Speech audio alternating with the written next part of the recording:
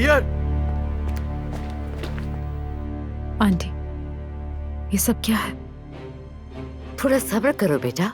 जी तो मैं कह रहा था, अल्लाह की मर्जी और नबी की सुन्नत के मुताबिक आपकी भतीजी नूर का अपने बेटे के लिए रिश्ता मांगते हैं। आंटी, ये सब क्या हो रहा है? नूर बैठ जाओ।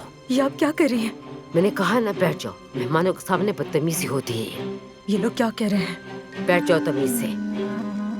नैयर! अली साहब, माफ कीजिएगा, मैं गलत वक्त पर आ गया। कुछ नहीं है, मेहमान नूर का रिश्ता मांगने के लिए आए हैं। स्कूल का दोस्त है। किसका रिश्ता हो रहा है? अलमास? तुमने मुझे क्यों नहीं बताया? इसमें छुपाने वाली क्या बात थी? नहीं अली साहब, अलमास नहीं, नूर के लिए आए हैं ये मेहमान। समझे, रिश्ता हो गया। नूर मतलब?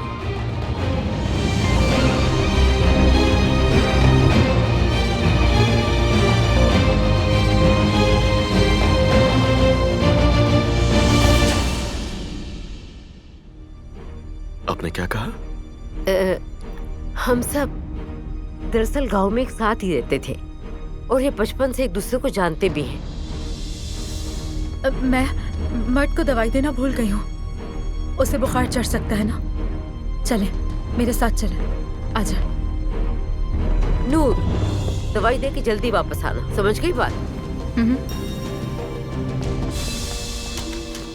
कौन लोग है वो? हाँ, कौन लोग है वो? वहाँ चलकर बात करते हैं, कोई देख लेगा हमें। मुझे फर्क नहीं पड़ता। ये सब क्या हो रहा है बताओ मुझे। फौरन जवाब चाहिए मुझे नूर, फौरन। अली, तुम्हें ये सब पहले से पता था? खामोश हो जाओ, बता रही हूँ मैं सब कुछ। यहाँ तुम्हें ये पहले से पता था ना? मुझे भी कुछ नहीं पता था। पागल हो गए हो? इसमें पागल वाली क्या बात है? वो मेरी बीवी का रिश्ता मांग रहे, बीवी का।